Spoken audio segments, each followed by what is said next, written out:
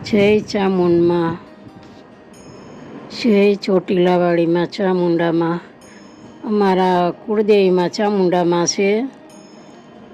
પણ હું તો કેવી ભાગ્યશાળી છું કે આ બધાને તો એક મુખવાળા માતાજી છે, પણ મારા ભાગમાં તો માં બે મુખવાળા છે.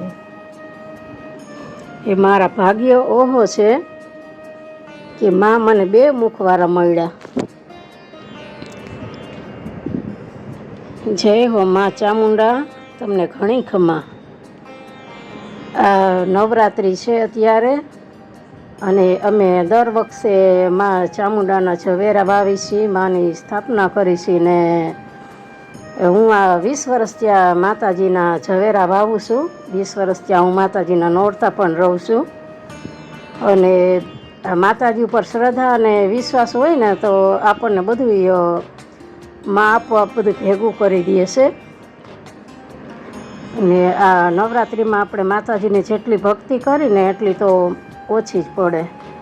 કહેવાય છે ને કે માતાજીને 10 આંગળીએ પૂજ્યા પણ પૂજણા તો ઓછા પડ્યા. એટલે આ માતાજીનો ભાવ જ એવો છે અનેરો અત્યારે નોરતામાં, કે માતાજીની જેટલી ભક્તિ તમે કરો એટલી ઓછી. માતાજી કાંઈ માગતા નથી કે માતાજી કાંઈ લેતા નથી. આ તો આપણી એક શ્રદ્ધા અને વિશ્વાસ છે. આપણે માને રાજી કરીને તો આપણને પણ મજા આવે અને માતાજી પણ રાજી રહે. આ જો આ લીલી વાડી વાવું છું, આ 20 વર્ષ થયા ગરબાની પાસે રાખી છીએ. અને અખંડ દીવો પણ 20 વર્ષ ત્યાં રાખું છું. અને આ રાત્રે દીવાબત્તી કરીને ત્યારે આ હું દરરોજ આ ભાગવત ગીતા દેવી ભાગવત છે એ હું વાંચું છું. દેવી ભાગવત વાંચું ને એટલે એમાં તમને આ આખા જગતનો આખો બધો ઇતિહાસ છે ને, જેમાં અંબે માએ રચ્યો છે એ બધું તમને આમાં જાણવા મળી જાય. તમે પણ અત્યારે આ નવરાત્રિમાં છે ને આ દેવી ભાગવત વાંચશો એટલે તમને ખબર પડે કે કયા કયા માતાજીએ કયા સ્વરૂપે કયા પરચા પૂર્યા છે, અને કયા માતાજીએ કયા પરચા પૂર્યા છે એ બધું છે ને આ દેવી ભાગવતમાં છે. તમે વાંચશો ને એટલે તમને બધી આમ મગજમાં બેસી જશે કે આ તો બધું આ બહુ આ જૂનું છે ને એ ખ્યાત, એમાં બધું બહુ આપણને સમજવાનું છે એમ. આ દેવી ભાગવત છે ને એ આપણે અત્યારે નોરતામાં જ વચાય. આપણે આ સવારે દીવાબત્તી કરી લઈ ત્યારે વાંચવાની, પછી આ રાત્રે આપણે દીવાબત્તી કરીને સંધ્યા પછી ત્યારે વાંચવાનું. જેવો આપણને ટાઈમ જેવો સમય હોય એ પ્રમાણે આપણે વાંચવાનું. એમાં છે ને 12 અધ્યાય આવે છે. આપણે ભગવદ્ ગીતામાં 18 અધ્યાય આવે છે ને, આમાંય 12 અધ્યાય આવે છે. એ આપણે વાંચવાના આવે છે. પછી આમાં તમે આ દેવી ભાગવત વાંચી લ્યો, પણ વાંચો ને તે પછી આમાં છે ને આ દેવી ભાગવતનો મહત્વ આવે એ જરૂરથી પહેલાં વાંચી લેવાનો, નહીંતર પછી આપણે આખી પૂરી થઈ જાય ત્યારે વાંચવાનો. એમાં એ આપણે ફરજિયાત વાંચવાનો આવે છે.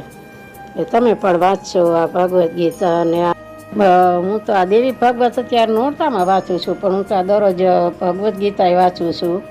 અને અત્યારે હવે જો અમારા લાડુ ગોપાલ છે ને એ રમશે, આ દાંડિયા આપ્યા છે એના હાથમાં, અને હવે એને ચાલુ કરી દઈશું ને અમે આ ટેપ, એટલે એ ટેપમાંથી દાંડિયા લઈ અને અમારા લાડુ ગોપાલ રમશે. અમારા લાડુ ગોપાલને છે ને રાસલીલા રમવી બહુ ગમે છે. કૃષ્ણ પરમાત્મા છે એના તો ખબર જ છે આખા બધાને કે બહુ જ ગમે છે. ગોપી હારે આ રમે છે ને, પહેલાં જ બધું રમેલું છે ને અત્યારે છે તો અત્યારે નવરાત્રિમાં લાડુ ગોપાલને બહુ ગમે. અમે અમારા લાડુ ગોપાલને જો ચાલુ કરી દીધું છે એને ટેપ, અને આ દાંડિયા આપી દીધા છે. હવે અમારા લાડુ ગોપાલ રમશે. આજે આ ત્રીજા નોરતાના દર્શન છે, અને હવે આ લાડુ ગોપાલ રમે છે. અને અમે પણ હવે આ કાલની તૈયારી કરશું. હજી તો માતાજીની આઠમ આવવાની છે ને, આઠમની બધી તૈયારી કરવાની થશે, માતાજીના નિવેદ કરવાના થશે. જો તમને આ વિડીયો પસંદ આવ્યો હોય તો લાઈક કરજો, શેર કરજો અને સબસ્ક્રાઈબ કરજો, તેથી અમારી ચેનલ આગળ વધે. કોમેન્ટમાં જય ચામુંડમાં લખવાનું ભૂલતા નહીં ને સૌ કોઈને નવરાત્રિની શુભકામના.